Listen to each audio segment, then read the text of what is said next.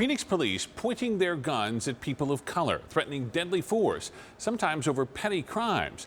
We've learned it happens hundreds of times a month. Melissa Blazia fighting for the records on these show of force cases, and she has more for us right now at 10. Get out the car right now. The threat of deadly police force against an unarmed black family accused of shoplifting a doll. It was just a scary situation I never thought I'd be in. Traumatizing for me and my daughters. The tense confrontation between Phoenix police. Officers pointing guns at a family. When this witness video went viral, Police Chief Jerry Williams quickly ordered changes, equipping all patrol officers with body cams and requiring them to report every time they point a gun at a person. Phoenix police call it PGP. When a gun is pointed at someone, that's a traumatic event. We want to articulate that. We want to document that. And I think this is a first step in being, again, that accountable, transparent organization. For 2 months, the ABC 15 investigators pushed Phoenix police to provide reports and videos and data about these gun incidents. What we received so far seems to support long-held theories about police violence and a racial divide. Phoenix police point their guns at hundreds of people a month, and the people looking down those barrels tend to be young men with black or brown skin. That's a problem for me. According to the police department, there were 318 PGP reports in September alone, detailing when 457 people faced officers' guns, and 77% of those people were people of color. This is not okay. 3 out of 4 people that get the gun pulled out on them, demographically, it's disproportionate. The most significant disparity for black people, 24% of PGPs, but just 7% of Phoenix's population.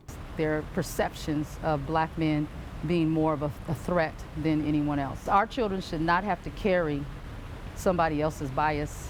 Janelle Wood of Black Mothers Forum and Vidi Hernandez of Poder in Action both sit on the Mayor's Committee for Police Reform. Your race in an interaction with police matters on whether or not they're going to pull a gun out, whether they feel and they perceive you as a threat, and who then ultimately gets shot. In fact, by Phoenix Police's own count, 65% of the people officers actually shot since 2017 were identified as people of color. Phoenix Police say nearly all of those people also had weapons.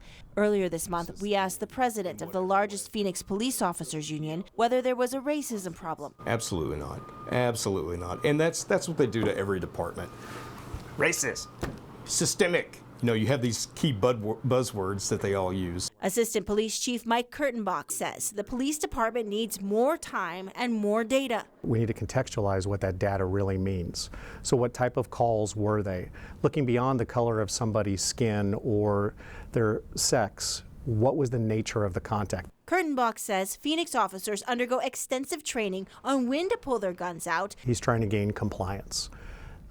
The use of deadly force would be authorized at that point. One can assume that. ABC 15 originally asked for police body cam videos for all gun pointing incidents from September, but a police spokesman said there were so many it would take their public record staff an unreasonable amount of time. So we were told to pick just 10. We chose reports filed on a single day, September 17th. Police gave us 11 reports and videos for 3. This one involves a suspect named Jerry Fitzgerald. I freaked out when you guys rolled up with the guns drawn. Responding to a call about a guy with a gun, the officers say Fitzgerald ignored their commands to put his hands up, instead reaching toward a holster on his hip. Police body cam video doesn't show that moment, only the aftermath. So you're saying you were afraid of them when they hopped out on you? I was like, what the f***? I didn't know what to do. Drop, roll, tug, pray. In another case, an officer approaches a man accused of trying to shoplift bread from a gas station. Don't turn the car on. You see a glimpse of the gun there. The officer reported he felt in danger when the suspect ignored commands and reached into a backpack.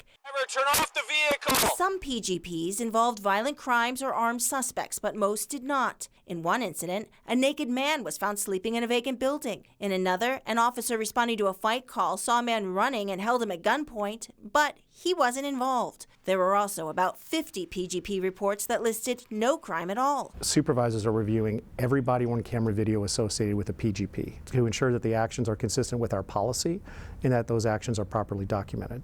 Have any of these incidents that have been reviewed so far, have they been flagged for potential policy violations?